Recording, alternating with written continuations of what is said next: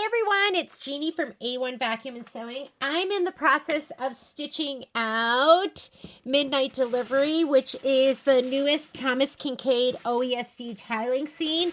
Oh my god, you've got to see some of these blocks. They're amazing. Here's like the top of the sleigh, the Santa Claus. Look at the tree and the snow on the tree. It's just pretty fantastic. Anyways, what I'm realizing is I've been hooping left to right because I'm using my flash frame here that's in the back. And I can fit 5 on per strip. And you didn't just cut your strips down. 9 inches is perfect. Stabilizer 11 inches. And I'm ready to rehoop. And I thought I would do this because so you can see how I program my next block. I'll do this one. This one has 11 colors, and I actually have almost all the colors already on my spool stand. But let me just show you how easy this is. So I'm going to go ahead. Let me pop off this hoop. And if you haven't seen it, this hoop is like the bomb. There's little doohickeys. I'm going to call them doohickeys on the side, and you kind of lift up and you just scoot it forward. This can hit the back, so you kind of have to slide it around to the side. I'm going to put it on my amazing non-stick hooping mat over here. Here we go. And we're going to rehoop off and off. Is that like too good to be true? Okay. You don't want this stabilizer like I have, it's 2 layers of heavy tearaway stabilizer, which is heavy. You don't want this to overlap with the other one and get stitched down because it's just going to make it even harder to stitch through. So I am removing it. Try to hold your stitches so it doesn't like distort, or don't like just yank it so aggressively. There we go. Ready for the next one. And the other thing that I do is I usually will write on the back. I haven't been doing that. Let's do it right now. This one that I just stitched out, that was I'm pretty sure that one was number 11. Let me grab my sheets over here. Number 5, do I not have these in order? 2, 8, 9, 10, 11. Look, my sheet was right here. So this one right here that I just did is this one. So that's going to be number 11. So write it on the back and get your orientation right too, just with a Sharpie. So this one is number 11. Okay. And then you can label the other ones too. I don't have a certain color, so Patrick has to pick it up for me. So this one right here is number 7. So I'm not totally in order right now. This one right here is number 6. Oh, I thought that was the 11. That's, it looked like it. This is number 6. Okay? All right. So we're going to rehoop. Let's do that first. And after we rehoop, I'm going to be stitching this one out, number 12. I wonder if I can make this brighter. Can I make this brighter? No? I don't know how to do that. So I pre-cut my stabilizer. This is 15-inch stabilizer that I folded in half, and I cut it off the roll 11 inches. And then I just have it folded and stacked up over here on the side. What I'm realizing with this hoop, because you kind of have to get to know your stuff, right? So I can put this down, and it's going to kind of fit right in here. Okay? And I want, it doesn't go all the way up. So you don't want it too high up this way or too far down this way. You want it just right in the middle.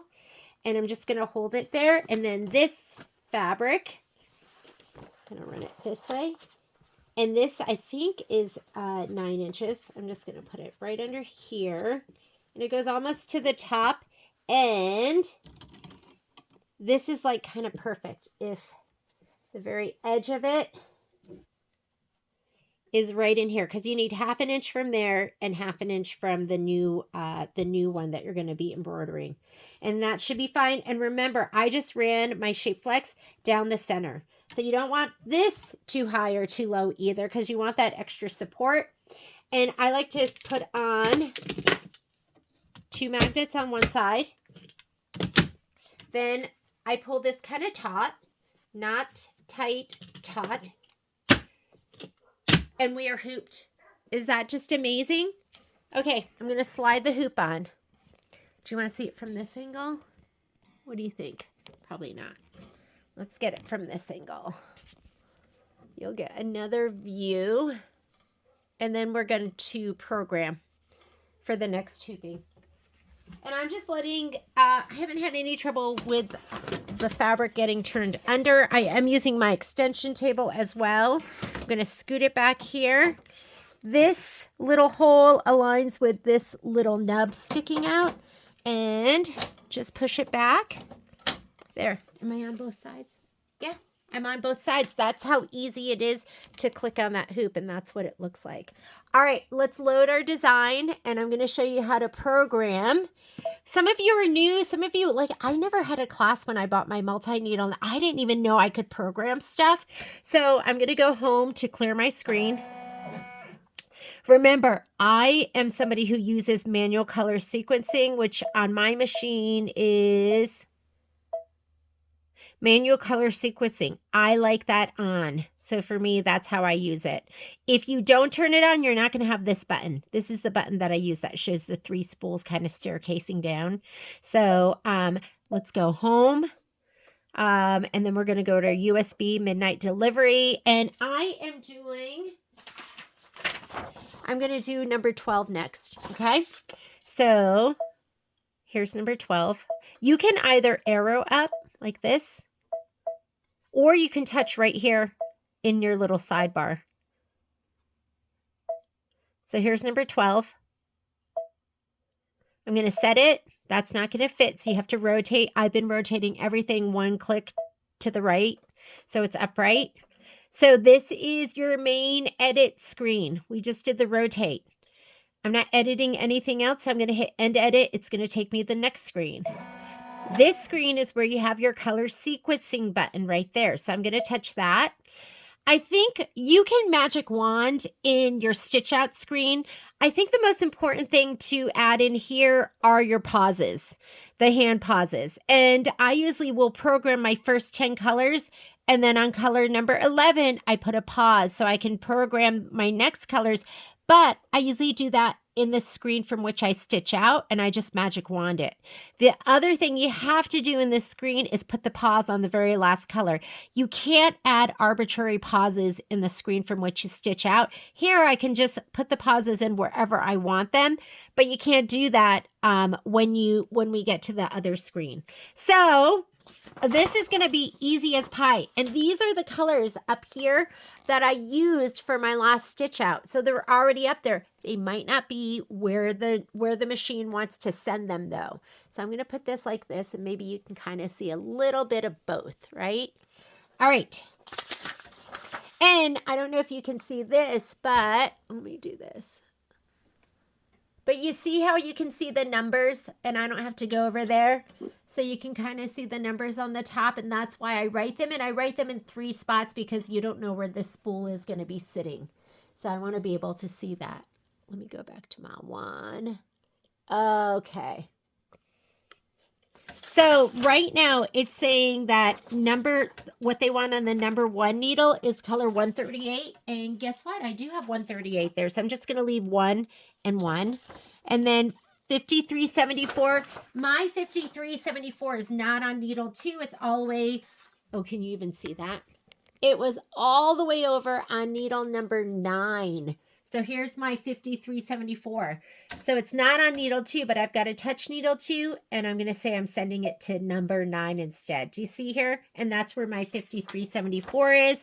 131 is on needle number 2. So number 4 is 532, which is right where it's supposed to be. 5 is 4071. I have that on needle number 3. Tree shading 4752. I have that on needle number 5. Star and bulb 608. I can see it over there. It's the bright yellow. It's on needle number 8. So number 7 is going to needle 8. And then the color 520. 520 is right here. That's on needle number 7. So I'm going to switch it and tell it not to go to needle number 8. I want it to go to needle number 7. Number 9, that's going to be white. So that I have on needle number 10. That's going to go to 10. Guess what? That's not up there. I don't have that color, but I am not using 3853, which is on needle number 6. I'm going to change that out. I'm going to put that bright blue. Where's my bright? Oh, I took it out already. Okay, remember, I'm just going to grab it here, break my thread long. I'm going to put this on here, tie it together. But everything else was there, and I just had to switch where I wanted my, where I want it to go when it stitches that. Okay, so I need to change out that thread. That's needle number 10, or I'm sorry, that's going to go to not 10, but it's on number 6. And this is where I go to change my thread colors. So I'm going to go right here. It's already on needle number 6. So remember, I'm just going to go ahead and grab the thread at the needle. Here's number 6. And I'm going to pull until there's the knot. You want to give yourself probably about 10 inches. And I'm going to hit my needle threader button forward. From right to left, up and around. And then needle threader back. And the last thing we want to do is, so I'm going to get out of this screen. I've got to go to my manual color sequencing screen. I'm going to go out of here. The last thing I need to do is right here. And it says black, but that's going to be the last outline stitch. I'm going to touch this. I'm going to make a pause. That way it's going to stop before it stitches this out because I'm going to change my bobbin to a red bobbin. And I'm just going to put it for any blue that's kind of, you know, anything that's kind of close to this. The only thing I have up there that's kind of like bluish is going to be what I have there, that one right there, 4752. That's needle number 5. So I'm just going to go, it's already highlighted, and I'm saying don't go to needle position 1, go to 5. And I'm going to say okay. And guess what? We're ready to go. I'm all done with that. I assigned all my colors. I'm going to say embroidery. It's going to do all of these. You're going to see right here, it's going to stop before it stitches that out. 93 minutes of stitching, and I'm not doing anything until that final stitch out. I usually, if I'm not attending my machine, I usually stitch at 800 stitches per minute. But if I'm here in the room, I usually stitch at 1,000. Sometimes a thread doesn't bed down. Sometimes you run out of bobbin thread. I find 800 is just like my sweet spot for when I'm leaving my machine unattended. I'm ready to go. We're going to unlock. Green means go. And now you just let the machine do your 93 minutes of stitching while you go and do whatever you want to do. So I will do another video because I want to do one.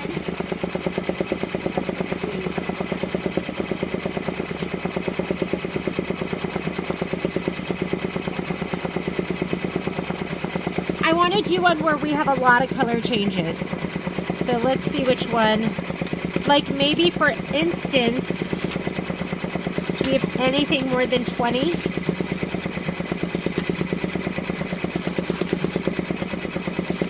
Okay, maybe this one. Because I want to show you how I do this. What I do is I'll go ahead and do all the way through 10. I'll put a pause on number 11. And I'll put another pause on number 21. And a pause on 24. And so when it goes here, then I'll rethread, I'll change my bobbin and stitch. And I'll just do one of those so you can see how it is. It's not complicated. All right. Thank you for joining me for rethreading and re-looping. And we are doing this one right now, I think is tile number 12. Thanks. Bye.